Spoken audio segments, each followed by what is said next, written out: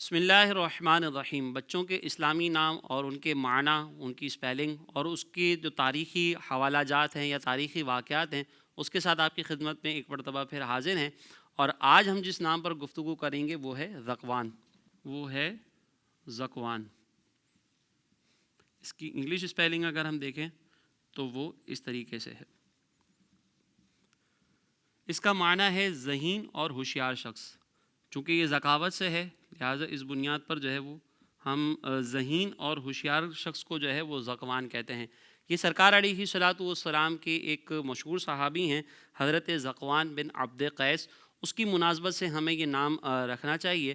ان صحابی کی ہمیں تاریخی طور پر جو واقعات ملتے ہیں اس میں ان کی شان و عظمت ہمیں یہ نظر آتی ہے کہ انصار صحابہ، یعنی وہ صحابہ جو مدینہ منورہ میں موجود تھے اور ہجرت کرنے والے اصحاب کی انہوں نے تائید کی، اور ہجرت کرنے والے جو اصحاب تھے ان کی انہوں نے نصرت کی، تو سرکار علیہ الصلاۃ والسلام نے ان کو انصار کے لقب سے جو ہے وہ نوازا تھا۔ ان صحابہ میں یہ سب سے پہلے ایمان لانے والے تھے۔ یہ مدینہ منورہ سے مکہ مکرمہ آئے تھے، اور ان کے ساتھ اسعد بن زرارہ نامی ایک اور صحابی بھی موجود تھے، اور قصد و ارادہ ان کا مکہ مکرمہ کی طرف آنے کا یہ تھا کہ مشرکین کا ایک سردار تھا عتبہ بن ربیعہ، اس سے یہ اپنے معاملے کے سلسلے میں کچھ ڈسکشن کرنا چاہتے تھے، اپنا معاملہ اس کے سامنے پیش کرنا چاہتے تھے۔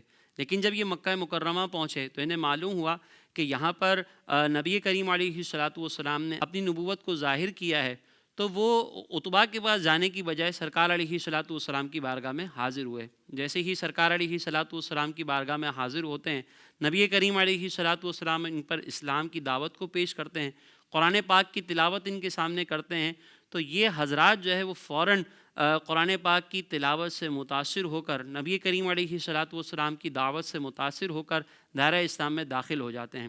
مقصد تو ان کا یہ تھا کہ یہ عتبہ کے پاس ہیں، لیکن پھر اپنا جو معاملہ تھا نبی کریم علیہ الصلاۃ والسلام کی بارگاہ میں پیش کرتے ہیں، اور عتبہ کی طرف جانے کی بجائے دوبارہ جو ہے یہ لوٹ جاتے ہیں۔ اس طریقے سے ہم یہ دیکھتے ہیں کہ یہ وہ صحابی ہیں، انصار صحابہ میں وہ صحابی ہیں جو سب سے پہلے اسلام لائے، اور مکہ مکرمہ آنے کے بعد یہ اسلام قبول کر کے مدینہ منورہ پہنچے، اور پھر انہوں نے آگے دین متین کا کام کیا۔